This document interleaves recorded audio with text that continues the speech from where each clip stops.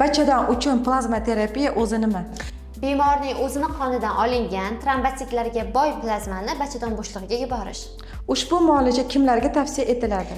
Endometriy qavatida surunkali yallig'lanish bo'lgan bemorlarda, endometriy past bo'lgan bemorlarda, eko muolajasi muvaffaqiyatsizlikka uchraganda hamda bachadon operatsiyalarida bachadon qavatini tiklash maqsadida qo'llaniladi.